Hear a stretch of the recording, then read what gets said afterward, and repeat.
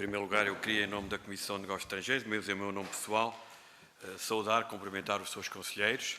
Esta é uma reunião a pedido do Conselho Permanente do Conselho das Comunidades Portuguesas, uma audição com a Comissão de Negócios Estrangeiros e Comunidades. Hoje estamos num formato que não tem sido muito habitual. Nós normalmente não recebemos grupos tão grandes.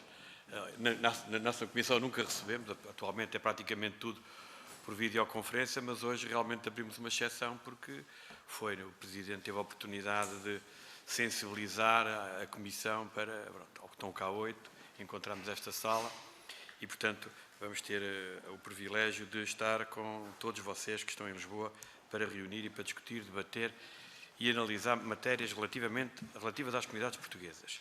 Eu gostava aqui de dizer, nós temos uma hora de reunião, às 15 horas começa o plenário com a presença do Primeiro-Ministro e, portanto, a grelha que foi utilizada, que é uma das grelhas que utilizamos em sede de comissão, é que, neste caso, o Conselho das Comunidades Portuguesas, que é a entidade visitante, terá uma intervenção inicial de 12 minutos, como é evidente, terá a oportunidade, ou fala ao Presidente, ou tenta repartir o tempo, mas temos de tentar ser escrupulosos e cumprir os 12 minutos. Depois, cada grupo parlamentar, neste caso diferente, cada deputado que queira intervir tem 3 minutos para poder fazer a sua intervenção e depois o Conselho das Comunidades, através dos membros aqui presentes, terão 12 minutos para responder, ou proporcional ao número de intervenções que aqui houver de 3 minutos, sabendo que o deadline será sempre às 15 horas por causa da sessão plenária. Eu gostava, desde logo, agradecer também o documento que nos enviaram com os temas centrais a tratar, o que certamente permitiu aos grupos parlamentares prepararem atempadamente e assim facilitar a discussão. E, para começar a reunião e para não perdermos mais tempo, eu dava então a palavra ao Conselho Permanente do Conselho das Comunidades Portuguesas e, neste caso, ao seu Presidente, Dr. Flávio Martins, que saúde pessoalmente, dá-lhe então a palavra, podendo, como é evidente, distribuir o tempo como entender nesta primeira intervenção inicial do CCP. Muito boa tarde a todos aqui presentes, aos senhores deputados desta comissão. Quero, em nome do nosso Conselho Permanente, agradecer a gentileza que tiveram em receber-nos. Nós sabemos, e sabíamos há algum tempo, das medidas restritivas em relação à segurança e à saúde de todos, mas também fizemos ou reiteramos o pedido para que todos nós estivéssemos, haja vista que, coincidentemente, podemos estar aqui nessa nossa reunião anual. Não é? Então, agradecemos a sensibilidade e a gentileza de nos receberem. Senhor deputado Carlos Gonçalves, demais deputados, este ano de 2020 traz-nos uma lembrança que é a dos 40 anos de início da regulamentação do Conselho das Comunidades Portuguesas. Ainda lá em setembro de 1980, o governo português emitia normas que constituiriam, então, o Conselho das Comunidades Portuguesas, que faz a sua primeira reunião em abril de 1981. Então, a nossa ideia não é apenas marcarmos esses 40 anos, mas também pensarmos, não é, nas relações que temos, não apenas com o governo, a quem aconselhamos, mas também com outros órgãos de soberania, inclusivamente os senhores deputados e a Assembleia da República, que são sempre parceiros na nossa atividade. Não é? Este órgão, não é, e temos aqui pessoas que têm alguns mais, outros menos, mas todos têm grande, não é, larga experiência, não apenas no exercício do poder legislativo, mas no contato com as nossas comunidades. A verdade é que o CCP ele sempre quis ter esse diálogo, não apenas com o governo, mas também aqui, especialmente com a segunda comissão, haja vista que é uma das nossas atribuições aconselharmos ao governo, mas entendemos que, apesar disso não estar expressamente previsto na Lei 66, de nós termos esse diálogo, esse contato com os senhores deputados e os grupos parlamentares, os partidos na Assembleia. Um dos temas principais que nos traz aqui, que, aliás, foi o que originou o contato para que tivéssemos esta reunião, é porque nós, do Conselho Permanente no ano passado, chegamos a algumas conclusões que depois remetemos aos grupos parlamentares e até ao próprio presidente da Assembleia da República, em relação a propostas nossas quanto a uma possível alteração da lei que regulamenta o Conselho das Comunidades Portuguesas, né? A última alteração, ela ocorreu em 2015, portanto, já tivemos aqui uma vasta experiência durante este mandato e identificamos, sob o ponto de vista, sob a visão dos nossos conselheiros e conselheiras, alguns temas que poderiam ser por nós propostos para discussão, né? E essa casa é o lugar próprio para isso, não é? Então, a primeira proposta, não é, que nós apresentamos dentro daquele documento, que já foi apresentado desde o ano passado, em que pese ser outra legislatura, não é? Nós sabemos disso, mas foi a nossa proposta de tornar obrigatória a consulta ao CCP a respeito de temas que versassem acerca das comunidades, não é? Porque se nós podemos contribuir, nós gostaríamos de contribuir sempre com temáticas, com propostas que tivessem impacto ou efeito junto às nossas comunidades. E, claro, que isso decorre dessa própria relação dialogal que nós pretendemos desenvolver mais, né? Nós precisamos, efetivamente, de termos uma estrutura melhor organizada para o CCP, né? Que vai não apenas reforçar a nossa proposta em relação a uma melhoria no orçamento que é atribuído ao Conselho das Comunidades Portuguesas.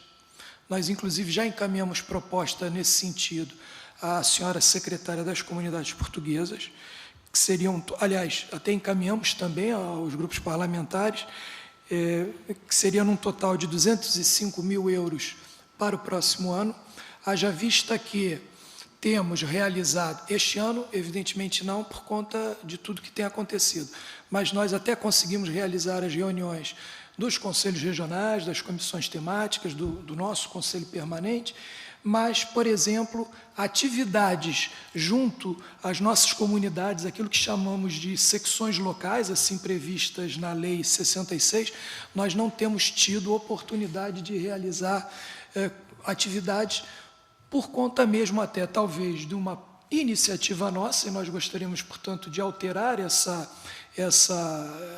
esse agir até agora, mas também, muitas vezes, porque o orçamento, ele não, com as cativações que acabam por ocorrer, ele nunca é suficiente para chegarmos lá à ponta da linha, onde estão, portanto, as nossas bases, as nossas comunidades, com quem deveríamos dialogar mais.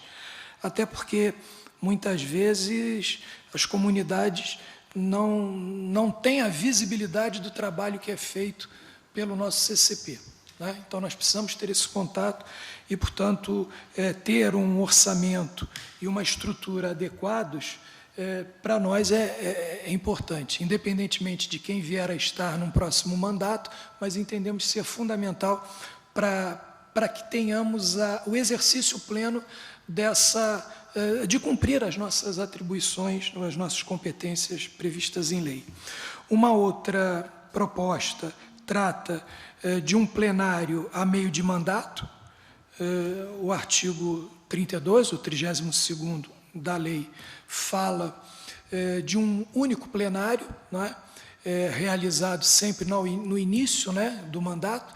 Entretanto, o que nós temos identificado é que menos da metade dos conselheiros acabam mantendo-se ligados à própria estrutura do CCP, ou seja, aos conselhos regionais, as comissões temáticas, ao Conselho Permanente, enquanto que estes poderiam se sentir muito mais corresponsáveis e fazermos mesmo uma avaliação de meio de mandato, se pudéssemos realizar esse plenário.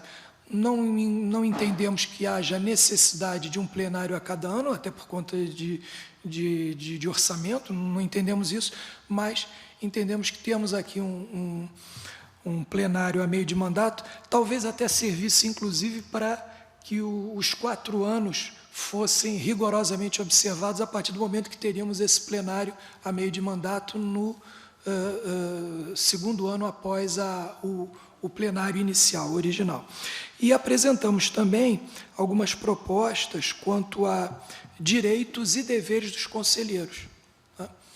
Inclusive, para que incorporássemos na lei do CCP a questão do gênero em 60 e 40, assim como já está previsto em outras leis, e também darmos mais responsabilidades e identificarmos e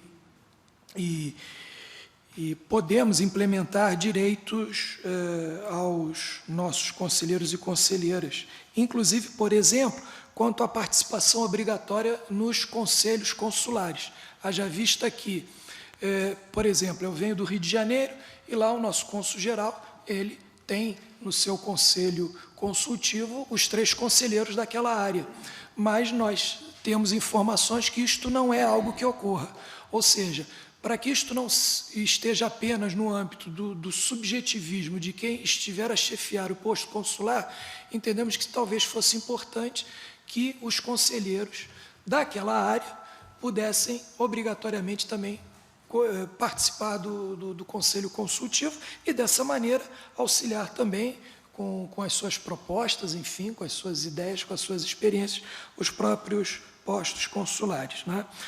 Então, de maneira sintética, é isto, e agora eu gostaria também de passar a palavra ao vice-presidente, ao senhor Amadeu Batel, porque há aqui uma 5ª proposta que também é sempre a mais veiculada, não é? Até pela comunicação social, mas que, assim como essas que apresentei agora, também tem extrema importância para nós. Não é? Então, Batel, por favor. Muito boa tarde a todos e obrigado pelo convite. A quinta proposta que nós temos de apresentar neste quadro trata-se com a mudança da tutela do Ministério dos Negócios Estrangeiros para a presença do Conselho de Ministros. Mas para encontrar a mudança de tutela nós temos, talvez, se me permitirem durante alguns segundos, a voltar à necessidade de nós sermos um órgão de consulta a sério, não um simulacro de órgão de consulta. E daí que as propostas de consulta obrigatória que propomos são propostas que consideramos, ou são um eixo do estruturante de objetivos que consideramos abrangentes e que são necessários para a continuidade de Portugal e a continuidade de tentar conquistar os portugueses para um projeto ligado a Portugal. E isto requer políticas linguísticas, políticas educativas, políticas de cultura e identidade e participação cívica e política. Estas questões estão todas interligadas. Se nós, na realidade, queremos, repito, conquistar estes portugueses para fazer uma vida repartida, ter uma bipartência e também participarem ativamente, através desta vida repartida, na vida política em Portugal. Para isso são necessárias políticas direcionadas nestas 5 áreas que são comuns a todas as comunidades portuguesas no mundo, e daí que, a partir destas nossas propostas estruturantes, automáticas estruturantes de uma política dirigida às comunidades portuguesas, nós achamos importante que a ação política externa, que nós não devemos estar na tutela dos negócios estrangeiros, porque os ministros dos estrangeiros têm na sua ação política externa a internacionalização da economia, da língua e da cultura portuguesa e, dentro de qualquer estrutura orgânica governativa, tem sempre privilegiado os problemáticos das comunidades dos portugueses e dos descendentes a partir de uma projeção do exterior, portanto, de uma lógica do exterior. Ora, nós, há alguns anos a esta parte, temos tentado refletir, porque nada é eterno. Aquilo que nos tem faltado no diálogo, numa relação dialógica permanente, um pensamento estruturado para as comunidades portuguesas e na relação entre os partidos políticos, o Governo e o Conselho das Comunidades, é realmente alguma vez nos sentarmos e refletir sobre estas questões. Porque jamais o fizemos. Podem tomar isto como uma crítica generalizada aos partidos políticos e ao Governo, mas o facto é que uma visão estratégica, um pensamento estruturado sobre uma reflexão sobre as questões, jamais foi feita. E daí que nós gostaríamos que houvesse uma mudança de tutela, porque as grandes questões, as políticas setoriais, que nos dizem diretamente respeito, na nossa perspectiva, têm uma lógica interna. E tem que existir um recentramento das políticas dirigidas aos portugueses e portuguesas, não numa relação dicotómica, como tem existido no momento, nós cá e os eles de lá. Portanto, nós somos portugueses, nós estamos cá, sentimos como portugueses, queremos participar na vida ativa em Portugal e não podemos ser vistos numa lógica do exterior. E, portanto, daí fazer todo o sentido um ressentamento de políticas dirigidas às comunidades a partir de Portugal e dentro da política interna. Daí qualquer... Eu vou terminar. Só para concluir, que já... Eu vou concluir. Daí que nós teremos que ver as comunidades a partir de uma outra lógica, pelo menos fazer esta discussão, esta reflexão, e vermos realmente que nós, na realidade, não estamos no sítio certo no Ministério dos Negócios Estrangeiros. Por ora, é isto que tinha para dizer. Muito obrigado, senhores conselheiros.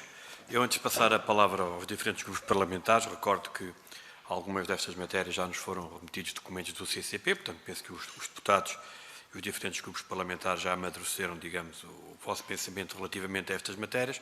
Dava agora a palavra aos diferentes grupos parlamentares, neste caso ao Partido Socialista, não sei quem é que...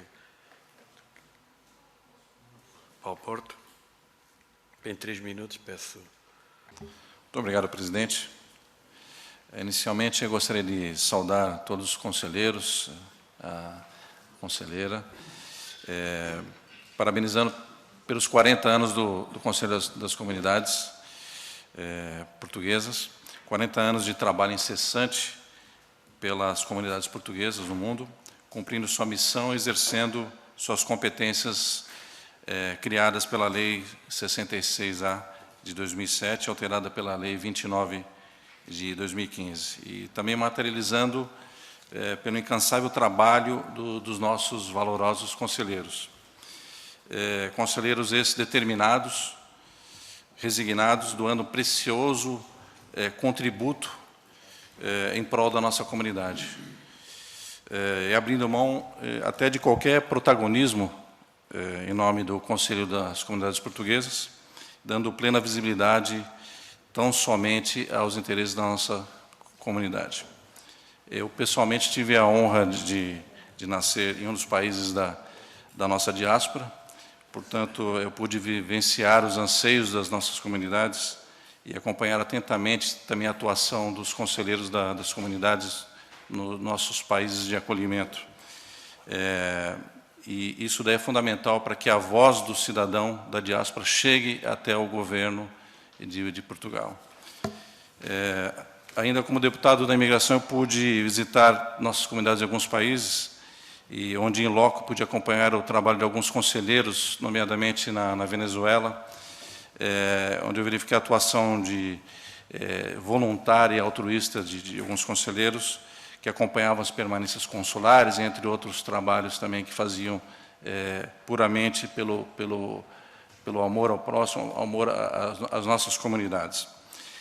Entretanto, esse é apenas um exemplo de idealismo, de coragem e determinação que os nossos conselheiros concebem ao executar os ideais do Conselho das Comunidades Portuguesas.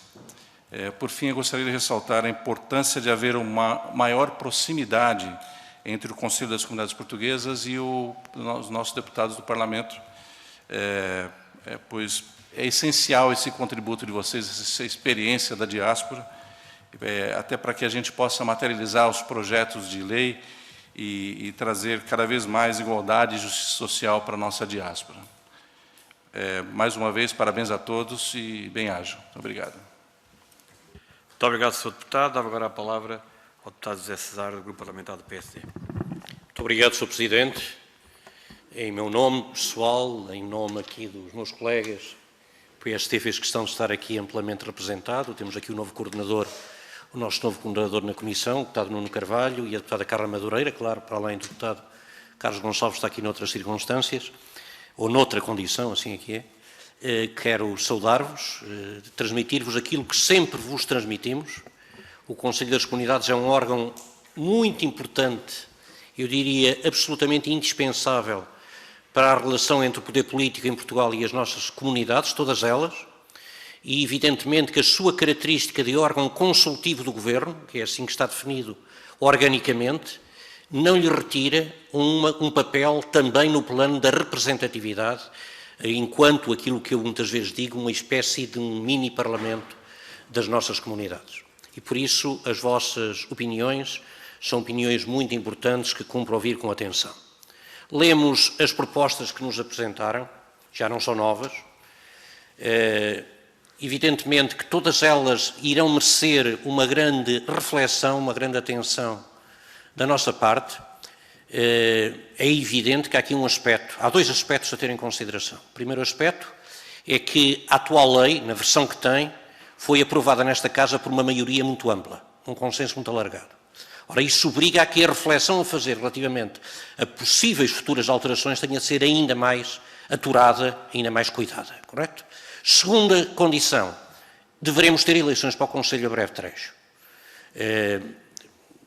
Vai haver eleições presidenciais, elas vão se realizar em todas as comunidades também e, portanto, será normal que, como eu digo, a breve trecho haja eleições também para o Conselho. E, portanto, isso tem de haver aqui algum diálogo com o Governo para percebermos se temos ou não temos espaço, até espaço temporal, até a essas eleições para fazer qualquer alteração útil e que envolva, efetivamente, todas as comunidades numa reflexão aturada.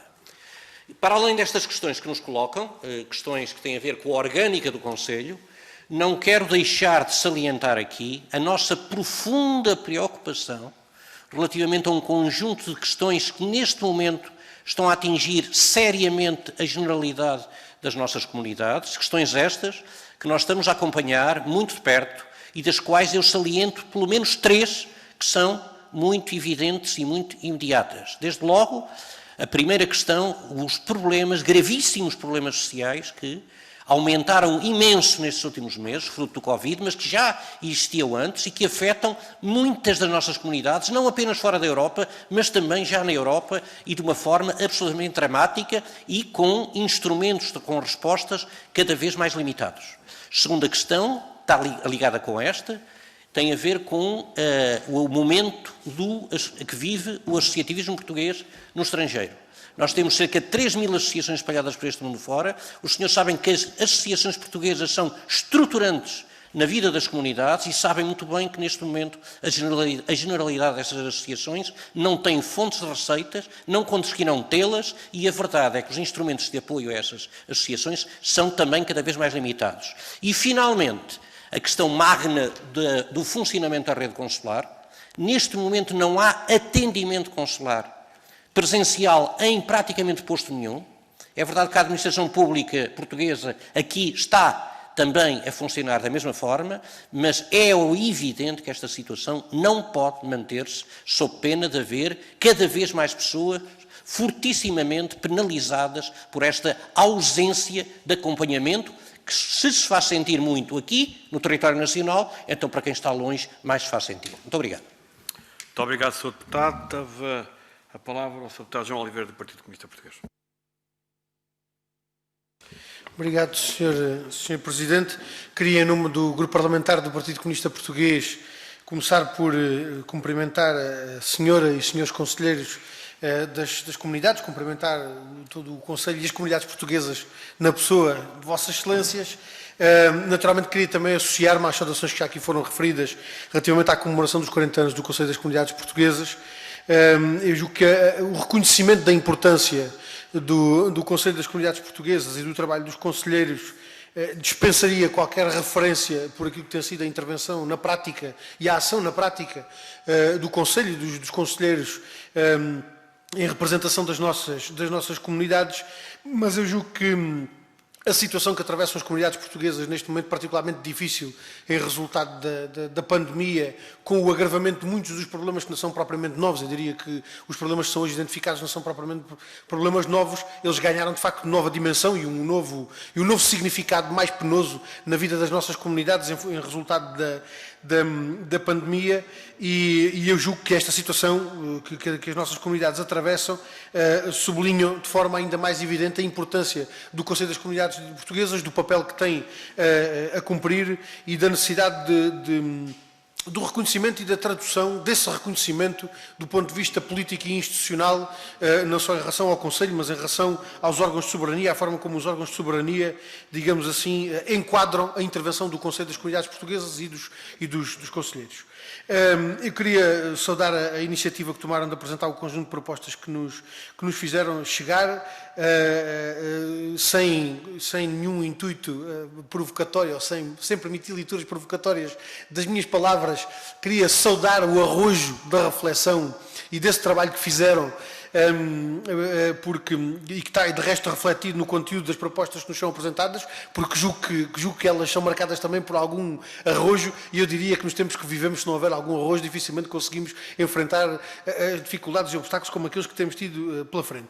Naturalmente há propostas de diferente natureza e âmbito que naturalmente também justificarão uma apreciação mais aprofundada, quer aquelas que se referem ao enquadramento e ao figurino institucional do Conselho, quer aquelas que visam maior efetividade da participação das comunidades portuguesas na vida nacional por intermédio do Conselho, que na verdade são propostas que visam uma maior participação das comunidades portuguesas na vida nacional por intermédio do Conselho e dos conselheiros das comunidades portuguesas.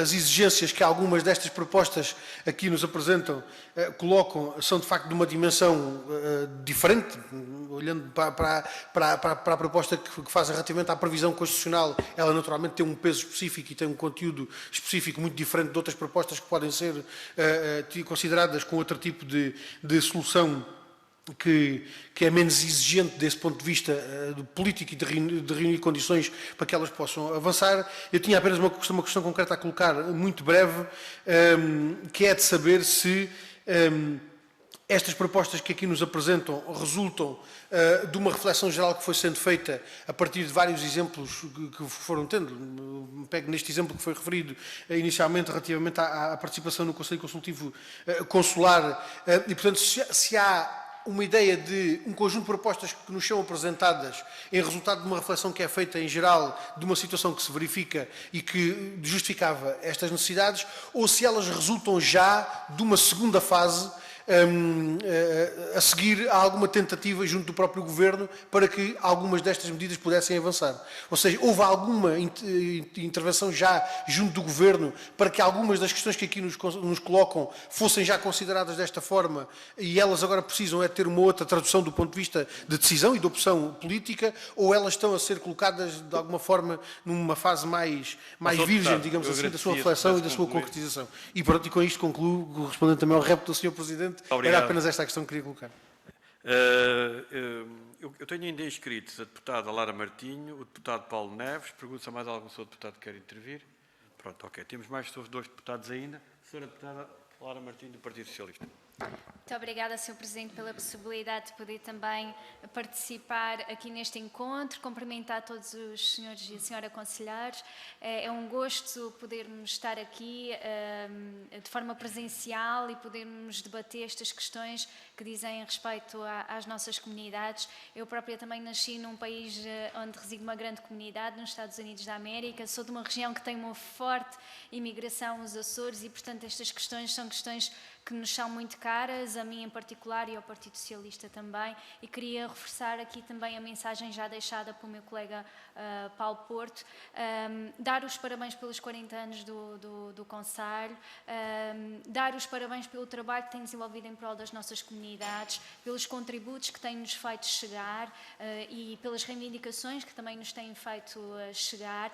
São sempre um tema muito trabalhado, muito discutido aqui na nossa nas nossas reuniões da Comissão dos Negócios Estrangeiros, quer nas audições com o Sr. Ministro, quer com a Sra. Secretária de Estado, o tema das comunidades está sempre muito presente e de forma muito permanente, e nós também temos esta consciência de que a pandemia trouxe novos e reforçados desafios junto também das nossas comunidades e nos serviços que nós prestamos às nossas comunidades. E, portanto, esta também é uma preocupação e temos trabalhado no sentido de podermos ultrapassar estes desafios. Eu gostaria, acima de tudo, de reforçar este agradecimento pelo trabalho que têm desenvolvido e apelar também para que continuem a fazer-nos chegar estas reivindicações e estes contributos para que possamos melhorar o trabalho que é feito em relação às nossas comunidades por todo o mundo. Muito obrigada. Muito obrigado, Sr. Deputado. E para concluir as intervenções dos Srs. Deputados, dou a palavra ao Sr. Deputado Paulo Neves, do Partido Social Democrata. Muito obrigado, Sr. Presidente. Cumprimentá-lo e, naturalmente, um cumprimento muito especial a todos os membros. É sempre um gosto voltar a ver-vos e a receber aqui na Assembleia da República. Como sabem, sou eleito pelo Partido Social Democrata da Madeira, uma região que tem uma vasta comunidade no mundo, mas em especial na Venezuela e também na África do Sul. A mensagem que eu vos queria trazer é, e insisto sempre, que tenham sempre o sentimento de nunca terem razões para se sentirem abandonados. A Assembleia da República acompanha sempre com muita atenção e proximidade as questões da comunidade portuguesa no mundo. Nós, em particular, na Madeira, como sabem, recebemos uma comunidade da Venezuela recentemente. Nós temos um princípio que eu insisto sempre, não há portugueses de primeira nem de segunda, e às vezes são todos de primeira, incluindo aqueles que vivem nas comunidades. É por isso que têm sido recebidos com imensa dignidade na Madeira e não a favor de nenhum, porque até se formos a ver estados económicos, tem sido uma comunidade muito empreendedora. Portanto, o receber a comunidade portuguesa que vivia na Venezuela e regressa à Madeira, para nós tem sido uma oportunidade e estamos agradecidos por isso. Como é evidente, vem por condições muito difíceis que nós lamentamos e que acompanhamos. Há duas questões também que nós temos acompanhado muito o Partido Social Democrata aqui a nível nacional, tem a ver com a mobilidade aérea das comunidades para Portugal. É inaceitável o que a TAP tem feito com as comunidades. É inaceitável porque os voos que têm feito são voos excepcionais e não regulares. Já prometeu voos regulares há várias vezes e está sempre a adiar, portanto é de uma enorme falta de consideração e de uma enorme incompetência, além dos preços.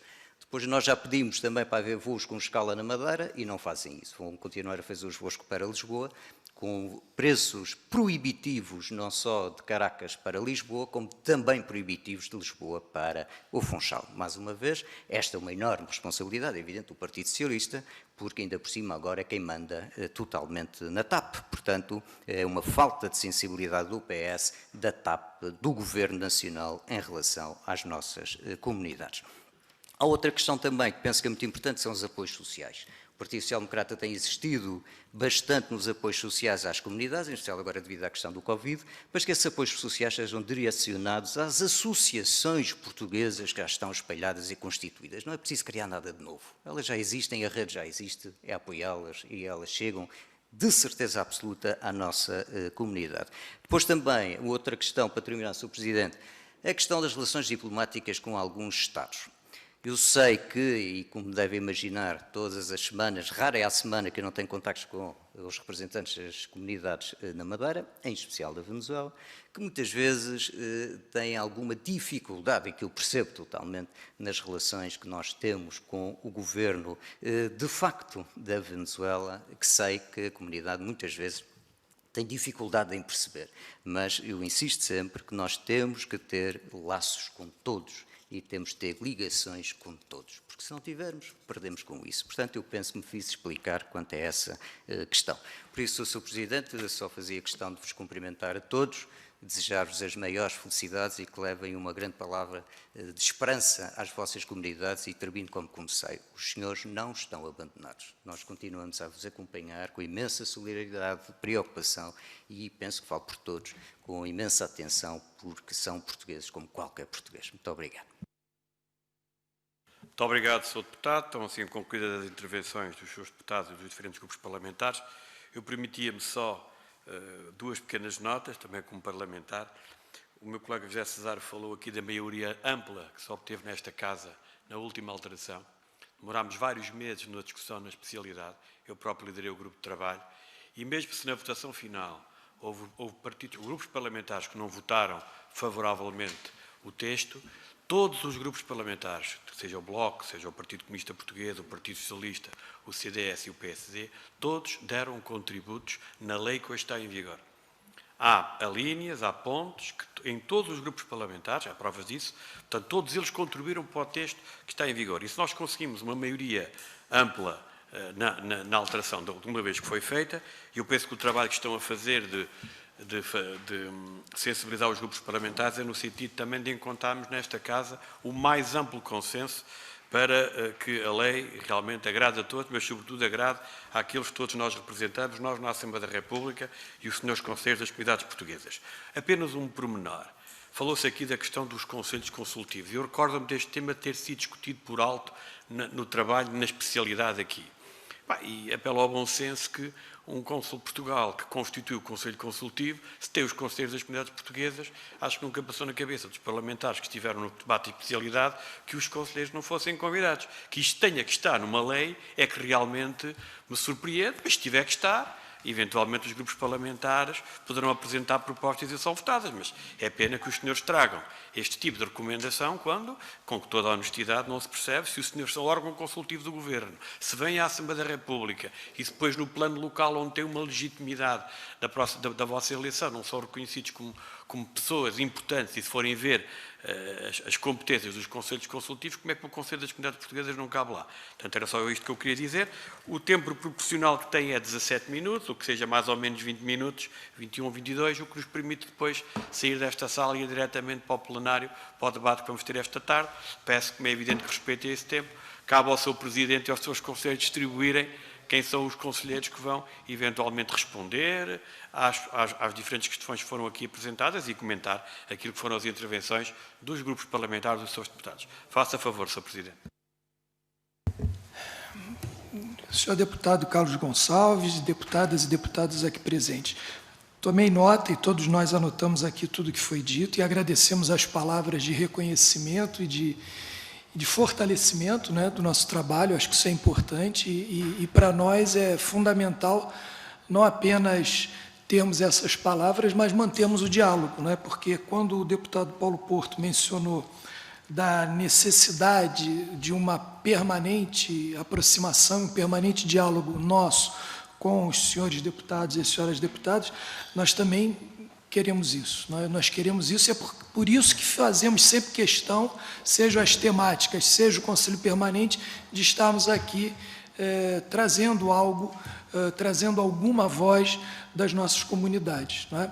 E é por isso também que nós, aliás, foi até uma sugestão de um ex-membro aqui desta comissão, requeremos a possibilidade desta Assembleia fazer um plenário temático para tratar das comunidades. Apresentamos o pedido ao Dr. Ferro Rodrigues, como presidente da Assembleia, disse que, e tenho certeza que encaminhou aqui para a segunda comissão, mas isto acabou efetivamente não avançando. Então, acho que se houvesse possibilidade de futuramente esta casa, que é a Casa da Democracia também e das nossas comunidades, poder fazer um plenário temático para tratar do tema comunidades portuguesas, acho que seria algo que marcaria a história das nossas comunidades. Em relação ao que o meu amigo deputado José Cesário disse, sim, nós nos sentimos também assim como um mini-parlamento, por isso que há tantas divisões entre nós internas, mas quando apresentamos para fora, temos uma posição só.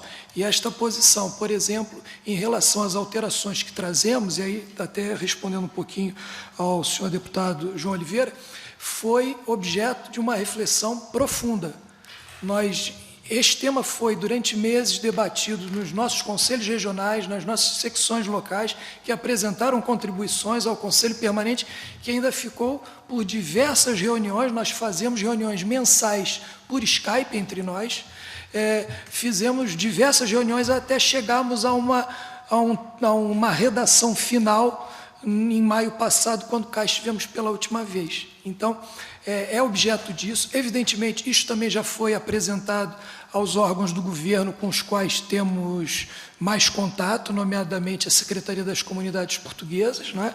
Mas para nós isso é importante, sim, que apresentemos, e foi também um dos motivos que nos trouxe e nos levou a pedir esta reunião, para que, se houvesse alguma dúvida das senhoras deputadas e senhores deputados acerca daquilo que está escrito ali, que nós pudéssemos, então, respondê-las. Me parece que não há muita dúvida, então, a questão que é aqui mesmo é a própria manifestação autônoma e legítima desta Casa, entendendo se quererá ou não a ceder ou recepcionar essas nossas contribuições. Que são contribuições, como eu disse, que vêm da nossa experiência, não apenas nas comunidades que aqui representamos, mas no nosso dia a dia, nas nossas reuniões, nas nossas dificuldades, porque há muitas dificuldades ainda para nós nos fazermos ouvir em nome das comunidades. Ainda respondendo ao deputado José Cesário, sim, estamos atentos, até porque os problemas sociais, do associativismo, da comunicação social das comunidades também, eles já existem há muito tempo. Estão, evidentemente, agravados por conta da pandemia, mas nós já nos manifestamos, inclusive por meio de notas e moções, junto aos próprios órgãos, secretarias e ministérios do governo. Nós apresentamos, por exemplo, uma proposta, já em março deste ano, para que o governo de Portugal tivesse o cuidado de responder principalmente aos nossos vulneráveis nas comunidades. Porque as nossas comunidades, elas não têm apenas potencialidades, elas têm imensas necessidades, pessoas muito carentes mesmo, e que às vezes são invisíveis a Portugal e aos governos de Portugal, e aos partidos em Portugal. Então, o que nós fizemos foi chamar a atenção para isso. Depois, em maio, chamamos a atenção também para a necessidade de um apoio extraordinário às comunidades, às associações, que, como foi bem dito aqui, e é bom que se reconheça isso mesmo, o movimento associativo é fulcral nas nossas comunidades. É ali que estão não apenas os exercícios da Portugalidade, mas também a possibilidade de nós podermos ali ter contato com essas necessidades, porque muitas vezes os portugueses e portuguesas têm vergonha da situação em que se encontram às vezes e não vão aos postos consulares, mas vão às associações, mas falam com os seus conselheiros. Então, assim, nós não queremos absolutamente, nós sabemos qual é o nosso papel, nós não somos deputados nem deputadas, não somos do corpo diplomático, não somos do governo, mas nós entendemos que nós temos, sim, a legitimidade de apresentarmos os problemas que nos chegam, de apresentarmos essas questões. Então, fizemos isso, sim. Em relação aos postos consulares, a mesma coisa, ou seja, deputado José Cesário, nós temos encaminhado ao governo essa nossa preocupação e achamos que é importante que isso seja feito, né? De resto, é apenas a agradecer e dizer, não é, que nós gostaríamos também, em que pese, termos aí nos próximos meses a eleição para o futuro mandato deste Conselho, sabemos se haveria minimamente alguma perspectiva de calendarização dessa possível revisão, se é que ela haverá, porque aí dependerá, evidentemente, dos senhores deputados e das senhoras deputadas, mas se haveria alguma perspectiva nesse sentido. Esta era uma pergunta final, então, eu agora passo a palavra aqui ao meu companheiro Amadeu Batel, para encerrar. Eu vou tentar ser muito sintético e rapidamente em relação a algumas questões. Inicialmente esta reunião foi pensada discutir as questões, as temáticas estruturantes das comunidades portuguesas, se bem que nós estamos realmente atentos ao que se passa no movimento associativo, as questões sociais, são questões que nós acompanhamos e que deveriam ser também objeto de debate. Mas nesta reunião era fundamentalmente as questões estruturantes, porque há aqui deputado que disse que nós não somos abandonados, mas nós historicamente temos sido abandonados. Abandonados no sentido que não basta dizer como o Governo, por exemplo, o papel das comunidades não pode ser encarado como uma questão subalterna quando se trata de governação de Portugal, e nós temos sempre subalternizados. Nós jamais fomos reconhecidos, fomos legitimados e fomos considerados um grupo institucionalmente legitimado. Isto é uma realidade e isto passa no conjunto do conjunto de partidos, muito dos partidos aqui presentes, porque nós nunca fomos, daí o arrojo desta vez, ter havido uma reflexão, um conjunto de reflexões e um conjunto de propostas que foram no sentido de alterar, haver uma mudança de paradigma neste relacionamento. Daí que as questões da consulta obrigatória, da autonomia e legitimidade do Conselho e na sua realmente legitimação, dotada de recursos para poder atuar em Portugal, para ter uma participação política e cívica em Portugal e assim conquistar os portugueses para votarem em Portugal, porque estas questões ninguém vota. O absentismo é devido ao desenraizamento e à falta de contato de políticas, historicamente, que nunca foram aplicadas nas comunidades portuguesas. Portanto, as questões estruturantes, inclusivamente, alguma vez, como foi apontado pelo Flávio, a existir um plenário temático onde as questões das comunidades sejam abordadas de uma forma profunda e haja uma reflexão sobre as questões. Esta reflexão, esta profundidade, nunca foi objeto de reflexão nos vastos anos que eu passo para esta casa. Esta é uma realidade e é uma crítica que se faz, crítica no sentido de mudar para melhorar esta situação, dentro daquilo que seja possível.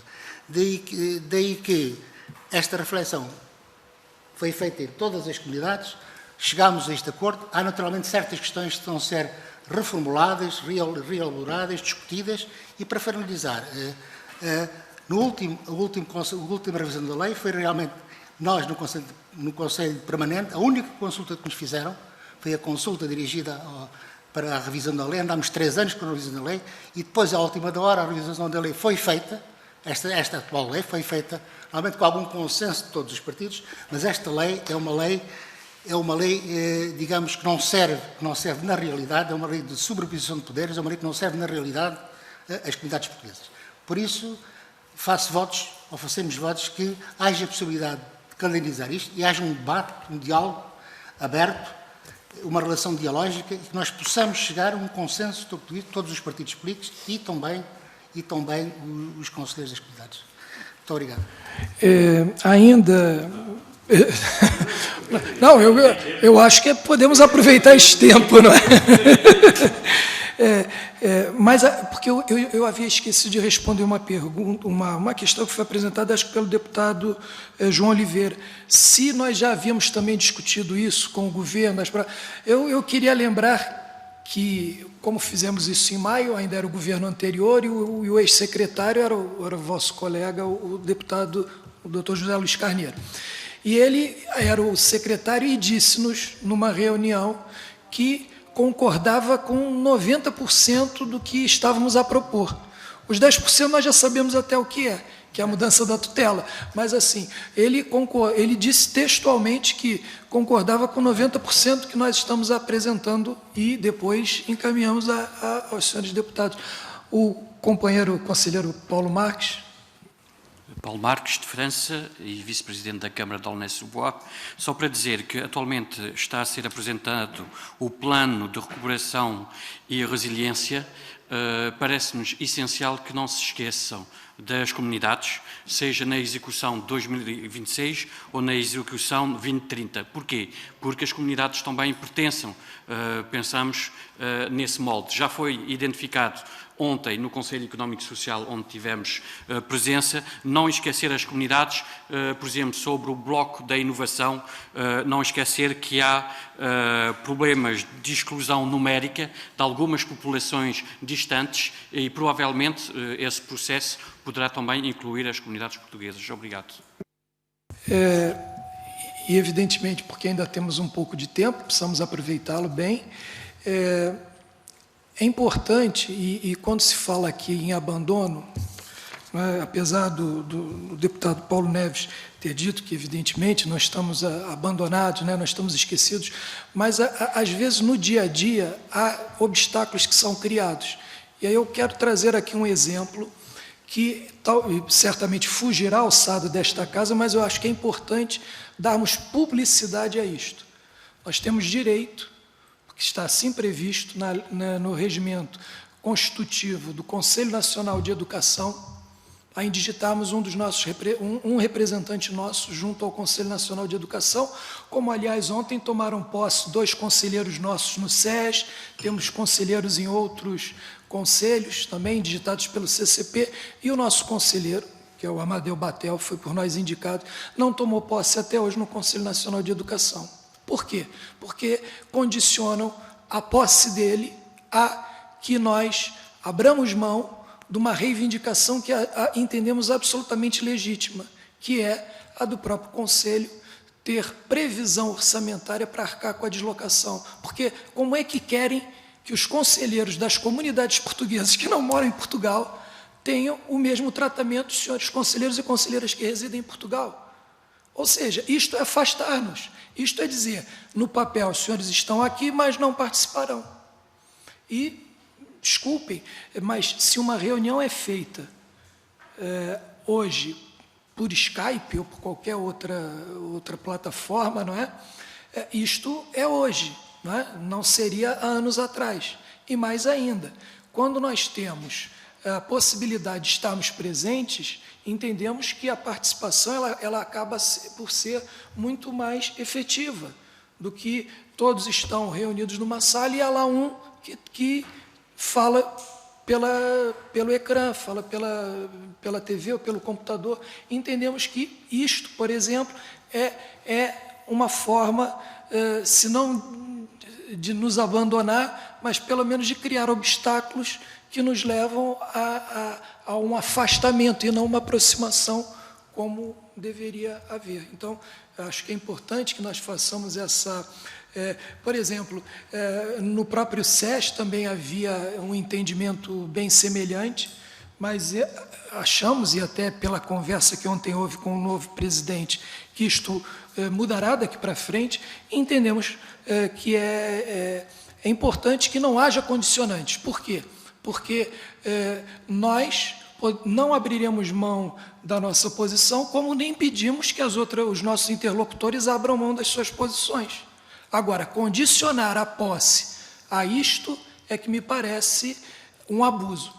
E nós vamos tornar isso público porque não vamos mais admitir esse tipo de comportamento.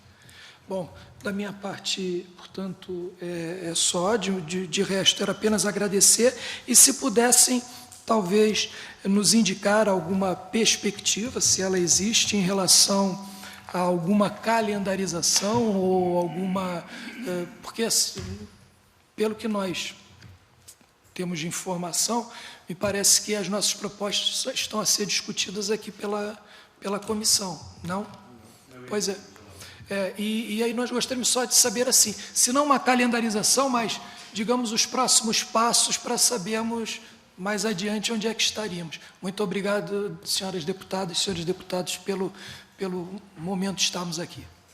Muito bem, Sr. Presidente, Srs. Conselheiros, sobre a última pergunta que nos deixou, é evidente que a iniciativa legislativa depende do Governo nesta matéria ou depende dos grupos parlamentares, e o calendário e o tempo político para cada um dos grupos parlamentares dependerá, como é evidente, deles. Agora, o facto de terem feito uma proposta, o facto de a terem dirigido aos grupos parlamentares, o facto de virem aqui, ou seja, ao escutar e sensibilizar os grupos parlamentares ou todos ao mesmo tempo, e se calhar poderá haver condições, mas isso dependerá de cada direção do grupo e de cada partido político, no entendimento da alteração da lei.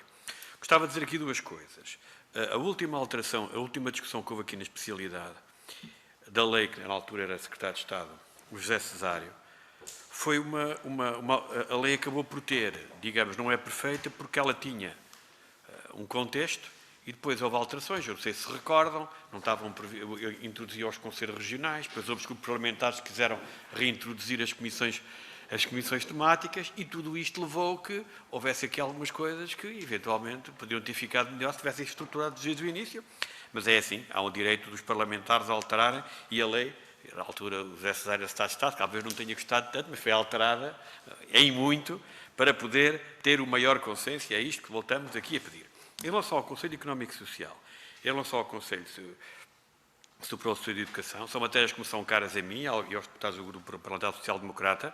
Fomos nós que lançámos estes debates na Assembleia da República. No Conselho, relativamente à educação, o Partido dos Verdes também esteve associado, também teve uma iniciativa própria, mas para vos dizer que levou várias legislaturas. Até que houvesse... Isto foi várias vezes apresentado na Assembleia da República e não passou. E, portanto, isto pode ser uma questão que ultrapassa claramente os próprios conselhos e ser uma coisa mais ampla. Em relação ao Conselho Económico e Social, o atual responsável, por acaso tive a oportunidade de o cruzar e de chamar a atenção, sei que há alguém que tenho prova disso, que tem alguma sensibilidade para esta área das comunidades, eu quero acreditar, pelo menos no Conselho Económico e Social, as coisas vão alterar. Eu vou terminar, praticamente como alguns deputados começaram aqui, estamos a comemorar, como é evidente, os 40 anos do Conselho das Comunidades Portuguesas. Há muita gente que diz que o Conselho das Comunidades Portuguesas, tal qual como o Parlamento, há muita gente que diz que não serve para nada. Eu acho que serve para muito. Reparem bem, se vocês forem ver matérias como, por exemplo, a participação cívica, o Conselho das Comunidades Portuguesas teve um papel fundamental. Houve muitos conselheiros que deram a voz a comunidades, que sem elas, sem os conselheiros, elas nunca tinham aparecido. Podemos gostar mais ou menos da intervenção dos próprios conselheiros. E, portanto, acho que o papel que desempenharam durante 40 anos foi essencial. Porque é verdade que isto é uma área que tem dificuldades em ter visibilidade, independentemente das novas tecnologias, e como tal, alguns aparecem na televisão. No outro dia vi o nosso amigo conselheiro num programa, acho que era na SIC, suponho eu, mas não é fácil. Não é fácil. Uma nota final, e já mais particular, tem a ver até com o país onde resido, que é a França. As notícias dão-nos mais de 7 mil portugueses eleitos em França, eu acho que são 10 mil. Temos aqui dois bons exemplos de participação cívica local na Europa, o Paulo e o Pedro, e também são conselheiros das comunidades, e, portanto, o trabalho do conselheiro vai muito para além da lei que o Governo apresentou à Assembleia da República e que mais tarde foi aprovada aqui. E, portanto, no momento em que comemoramos 40 anos, a Assembleia da República e a Comissão de Negócios Estrangeiros não pode deixar de se associar a um órgão que nós consideramos de enorme importância, independentemente de compreenderem muitos de vocês que não são suficientemente ouvidos, mas se eu estiver aqui só com o papel de deputado de imigração, como o José Cesário, ali como o Paulo Porto, se calhar também teríamos alguns reparos a fazer muito semelhantes aos vossos. Uma vez mais, muito obrigado, o vosso contributo foi importante, é importante, certamente será importante e no futuro decisivo para a visibilidade e a força das comunidades portuguesas. Muito obrigado.